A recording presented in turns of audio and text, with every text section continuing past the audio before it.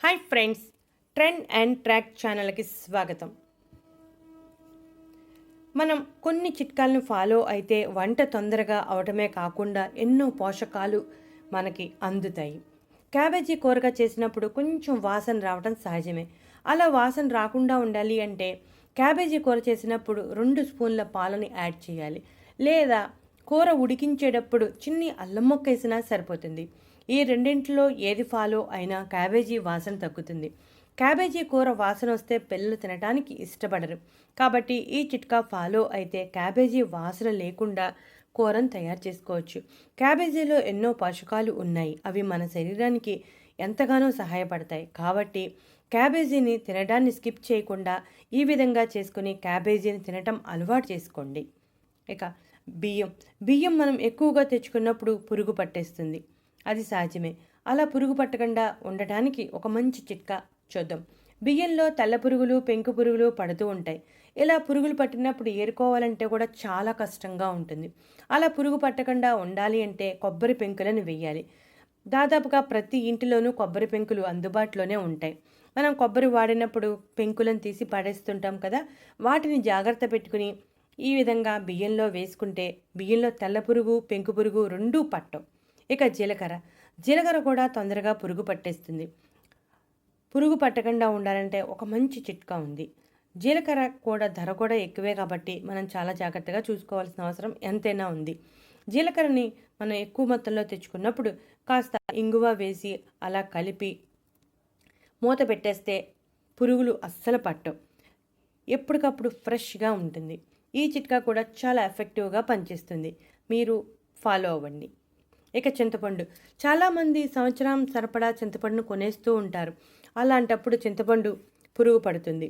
అలా కాకుండా కొంతమందికి కేజీ తెచ్చుకున్న ఎక్కువ ఖర్చు కాకపోతే అది కూడా పురుగు పడుతుంది. అలా పురుగు పట్టకుండా ఉండాలంటే ఒక మంచి చిట్కా ఉంది. ఆ చిట్కా ఏమిటంటే మనం చింతపండులో కల్లుప్పును ఇలా జల్లి మూత పెట్టేస్తే సరిపోతుంది. అస్సలు పురుగు అనేదే పట్టదు. 6 నెలలైనా సంవత్సరం అయినా పురుగు పట్టకుండా చింతపండు ఫ్రెష్గా ఉంటుంది. ఇక మనం ఉప్మా చేసుకోవడానికి బొంబాయి రవ్వ తెచ్చుకుంటాం కదా, బొంబాయి రవ్వ తొందరగా పురుగు పట్టేస్తుంది. తెల్ల పురుగు పడుతుంది, పెంకు పురుగు పడుతుంది. ఒక పట్టాన వదలదు. ఏరుకుంటానికి కూడా చాలా కష్టంగా ఉంటుంది.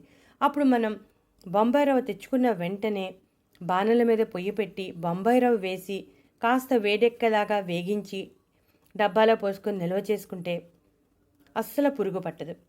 మనం ఎప్పటికప్పుడు చేసుకోవడానికి ఫ్రెష్గా ఉంటుంది. 6 నెలలైనా పురుగు పట్టే ఛాన్స్ ఉంటుంది.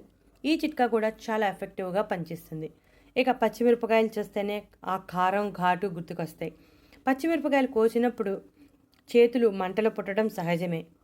ఆ మంటలు కూడా చాలా తొందరగా తగ్గవు. చాలా ఆలస్యంగానే తగ్గుతాయి మంటలు. ఆ మంటతో ఆ చేతితో ఎక్కడ ముట్టుకున్నా మంట పుడుతుంది. కాబట్టి పచ్చిమిర్చి కోసినప్పుడు మంట లేకుండా ఉండాలి అంటే చేతులకు కాస్త నూనె రాసుకుని ముక్కలుగా కట్ చేస్తే చేతులకు మంట రాదు. ఈ చిట్కా కూడా చాలా ఎఫెక్టివ్గా పనిచేస్తుంది. ఈ చిట్కాను కూడా మీరు ఫాలో అవ్వండి. చాలామందికి ప్రతిరోజు ఎదురయ్యే ఈ సమస్యకు మంచి పరిష్కారం అని నేను అనుకుంటున్నాను.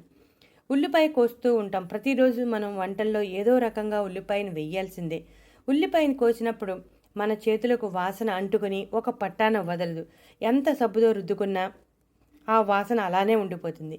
అలా ఉల్లిపాయ కోసినప్పుడు చేతులకు వాసన లేకుండా ఉండాలి అంటే మనం బంగాళదుంపను ఉపయోగించాలి. బంగాళదుంపను చిన్న ముక్క కట్ చేసి ఆ ముక్క తీసుకుని చేతులకు రబ్ చేయాలి. ఈ విధంగా చేతులకు రబ్ చేసి ఆ తర్వాత చేతులను శుభ్రంగా కడుక్కుంటే ఉల్లిపాయ వాసన అనేది ఉండదు. ఇక అరటికాయ తొక్కలు తీసినప్పుడు చేతులకు జిగురు అంటుకుంటుంది. ఆ జిగురు ఒక పట్టాన వదలదు. ఈ సమస్యకు ఒక మంచి చిట్కా ఉంది. మనం అరటికాయని కొయ్యడానికి ముందు చేతిలో కొంచెం వంట నూనె రాసుకుని బాగా చేతులు అంటేలాగా రాసుకుని అప్పుడు అరటికాయని కోస్తే చెక్కు తీసి ముక్కలుగా కోస్తే చేతులకు జిగురు అంటుకోదు. ఈ చిట్కా చాలా ఎఫెక్టివ్గా పనిచేస్తుంది. మీరు కూడా ట్రై చేయండి. అరటికాయ కూర వండినప్పుడల్లా ప్రతి ఒక్కరికి ఈ సమస్య ఎదురవుతుంది. చూసారుగా, చెక్కులు తీయటం మొత్తం పూర్తయిపోయింది. చేతులకు అసలు జిగురు అనేది అంటుకోలేదు. కాబట్టి ఈ చిట్కా కూడా మీరు ఖచ్చితంగా ఫాలో అవ్వచ్చు. వీటిని ముక్కలుగా కట్ చేసుకుని వాటర్లో వేసుకోవాలి. ఈ ముక్కలు వాటర్లో వేసుకున్నప్పుడు నల్లగా మారిపోతాయి కదా, నల్లగా మారకుండా ఉండటానికి ఈ నీటిలో కాస్త ఉప్పు వేస్తే ఈ అరటికాయ ముక్కలు నల్లగా మారవు. అంతేకాకుండా ఉప్పు కాకుండా మనం ఇంకొక ఇంగ్రీడియంట్ కూడా వాడవచ్చు. ఆ ఇంగ్రీడియంట్ వేసినా కూడా మొక్కలు నల్లగా మారవు. కాస్త పెరుగు వేస్తే మొక్కలు నల్లగా మారకుండా ఉంటాయి. మనం ఉప్పైనా వాడవచ్చు, కాస్త పెరుగు లేదా మజ్జిగ ఏదైనా వాడవచ్చు. రెండు చాలా ఎఫెక్టివ్గా పనిచేస్తాయి. చూసారుగా, ఈ చిట్కాలు నచ్చాయి అనుకుంటున్నాం. మా ఛానల్ సబ్స్క్రైబ్ చేయండి.